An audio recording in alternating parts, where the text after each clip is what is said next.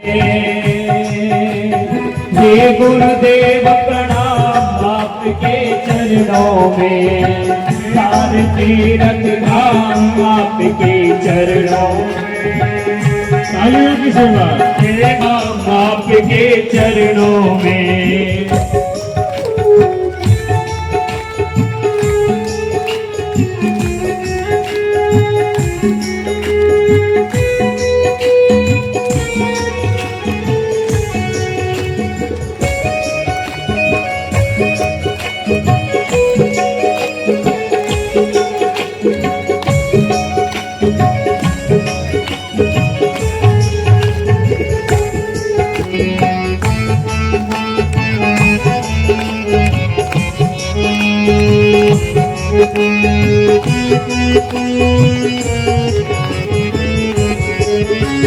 हृदय में माँ गौरी लक्ष्मी कंठ शारदा माता है, हृदय में माँ गौरी लक्ष्मी कंठ शारदा माता है।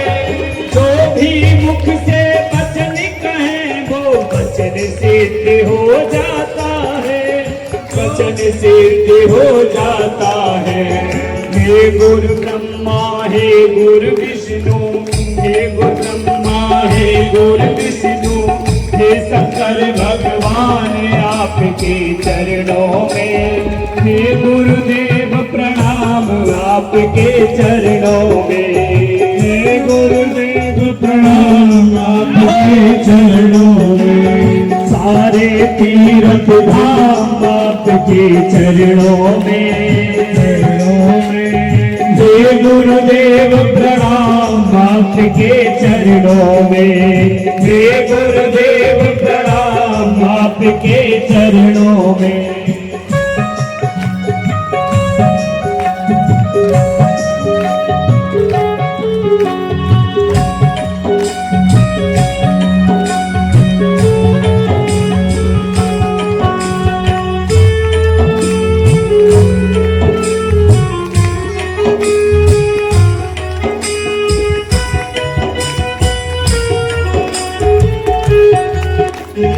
जन्म के दाता मात पिता है, आप कर्म के दाता है। जन्म के दाता मात पिता है, आप कर्म के दाता है। आप मिलाते हैं ईश्वर से, आप ही भाग्य विधाता है, आप ही भाग्य विधाता है। दुखिया मन को रोगी तन को, दुखिया मन को रोगी तन को, मिलता है आराम आपके चरणों में। हे गुरुदेव प्रणाम आपके चरणों में, हे गुरुदेव प्रणाम आपके चरणों में। सारे तीर्थ धाम आपके चरणों में, हे गुरुदेव प्रणाम आपके चरणों में, हे गुरुदेव प्रणाम आपके चरणों में।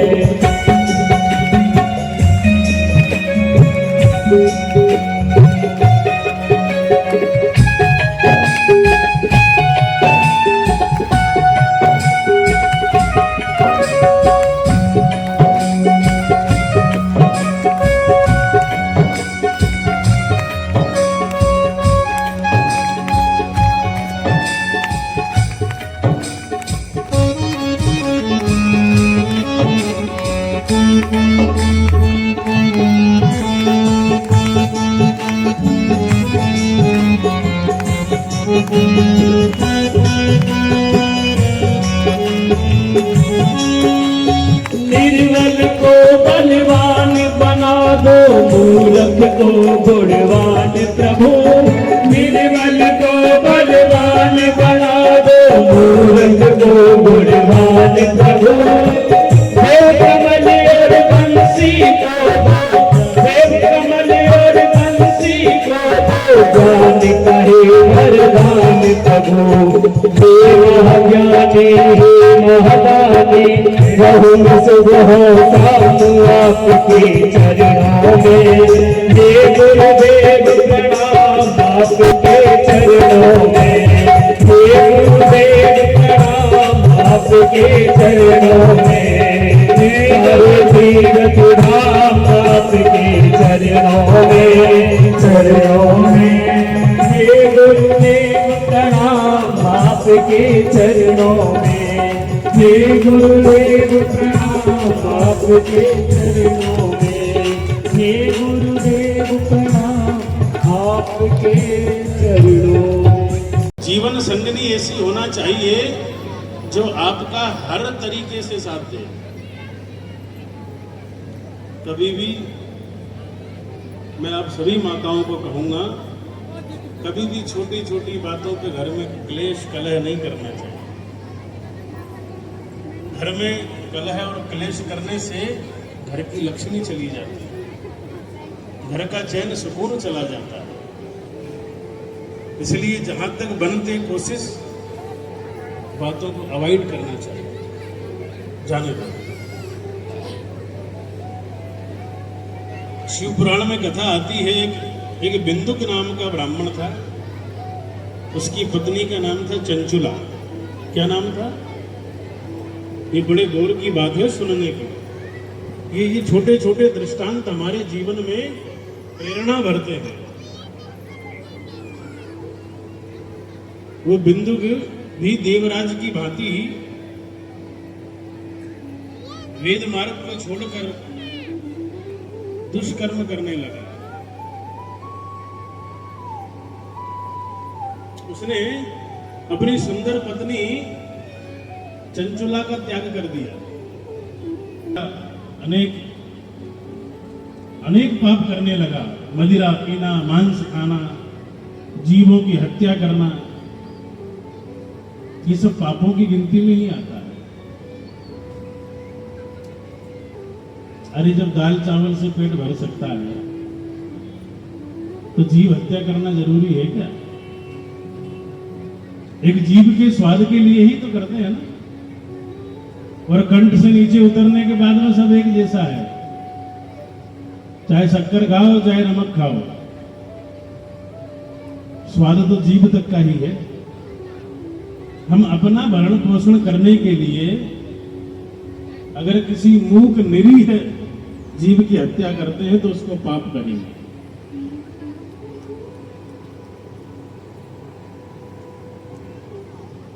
आजकल तो ये प्रचलन बहुत हो गया, लेकिन इस शिव पुराण के माध्यम से मैं गोपालानंद आप सबसे यही प्रार्थना करूंगा कि जीव हत्या नहीं करना। जितने दिन भगवान ने आपको जीवन दिया है, जितनी श्वासें भगवान ने आपको प्रदान करी है, उतनी श्वासें हमको रहना है। आप दुनिया का कुछ भी खा लो, आप सोना चांदी ही क्यों ना खा लो, तब भी अजर अमर तो होने से रहे।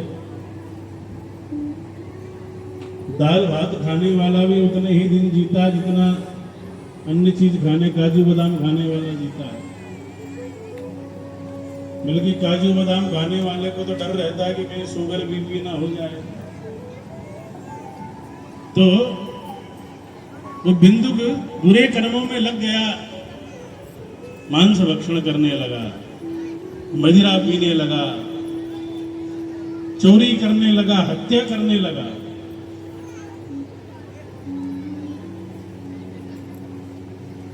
दूसरी स्त्रियों के साथ रमण करने लगा। और जब घर आता तो अपनी पत्नी को भी इसी कुमार्ग पे चलने के लिए कहता। उसकी पत्नी ने बार बार समझाया कि मैं इस कुमार्ग पर नहीं जाऊंगी। देखो, किसी का व्यापार हो सकता है, लेकिन उसमें भी व्यक्ति को ईमानदारी का सहारा लेना चाहिए। जैसे आटे में नमक नहीं होता है।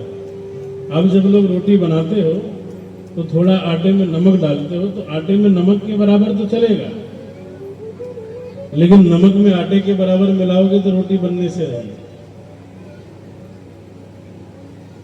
तो धर्मपत्नी ने मना किया कि मैं कुमार्ग पर नहीं चलूंगी, तुमको जो भी खाना पीना जो करना हो तुम्हारा राम जाने तुम जानो, लेकिन तुम सब बाहर करो, मेरे घर में कोई नौटंकी नहीं चलेगी।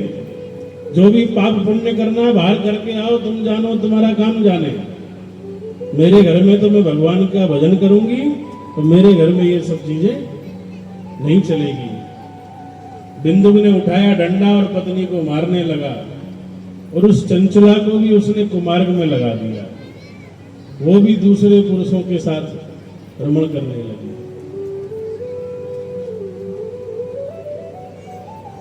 पाप इतना बढ़ गया कि धीरे धीरे शरीर तो ढलना है, शरीर ढलने लगा, दोनों बूढ़े हो गए। और जब बूढ़े हुए तो बच्चों ने धक्के मार के घर से बाहर निकाल दिया।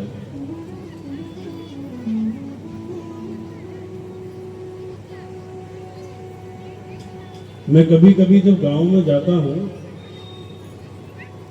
तो इस बात से प्रसन्न हो जाता हूं कि आज भी हमारे गांवों में कैसे भी हो माता पिता घर में है। जो कम पढ़ा लिखा है, जो गरीब है, उसके माता पिता घर में है, और जो बहुत पढ़ लिख गया, बहुत बड़ा हो गया, अमीर हो गया, उसके माता पिता वृद्धाश्रम में रहते हैं।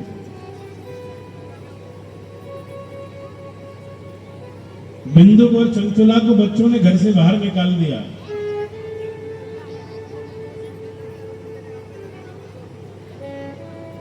भ्रमण करते करते दोनों गोकर्ण तीर्थ में पहुंचे, और वहां जाकर बिंदु बहुत बीमार हुआ, उसका शरीर छूट गया। उसकी पत्नी चंचला एक दिन शिव पुराण की कथा सुनने के लिए बैठ गई, और कथा में जो कथा वक्ता थे, महात्मा थे, वो बता रहे थे कि ऐसा पाप करने वाला व्यक्ति अगर भगवान शंकर की शरण में जाए तो उसके पापों से मुक्ति मिल सकती है। भाई जो हो गया वो तो हो गया, अनजाने में अगर कोई पाप हो जाए तो प्रायश्चित के अलावा तो व्यक्ति क्या करेगा। लेकिन कम से कम वर्तमान में तो संकल्प कर सकता है कि जो बीत गई सो बीत गई, उस बीती का शिकवा कौन करे, और जो तीर कमान से निकल गया उस तीर का पीछा कौन करे। वो तो चला गया, बात हो गई, किंतु अब वर्तमान को सुधारो। जो आज की परिस्थिति है उसको तो कम से कम सुधारो। चंचला इतनी प्रभावित हुई कि वो शिव पुराण करने वाले महात्मा जी से उसने गुरु मंत्र लिया। गुरु मंत्र धारण करके वो गुरु मंत्र का जप करने लगी। जीवन में गुरु का बड़ा महत्व है। गुरु शब्द का मतलब समझते हैं? असतो मां सद्गमय, तमसो मां ज्योतिर्गमय, मृत्योर्माम अमृतम गमय।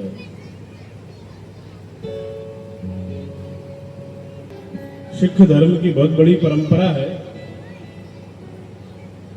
और सिख धर्म के महान गुरु जिन्होंने धर्म के लिए, इस देश के लिए, इस मिट्टी के लिए अनेक अनेक बलिदान किए हैं। धर्म की पताका को स्वर्ग तक जिन्होंने फहराया, ऐसे गुरु नानक देव वो कहा करते थे कि जिन खोजा तिन पाइया गहरे पानी पेठ। भगवान राम, भगवान कृष्ण, भगवान शंकर, ये सब समान है। ये रब ऐसा है जैसे समुद्र है, जो जितने नीचे समुद्र में जाएगा उसको उतने सच्चे मोती मिलते हैं। तो ये रब की जो कृपा है, ये परमात्मा का जो प्रेम है, ये भगवान शंकर की जो कथा है, ये डूबने के लिए है। इसमें जो जितना डूबेगा वो उतना लाभ में रहेगा।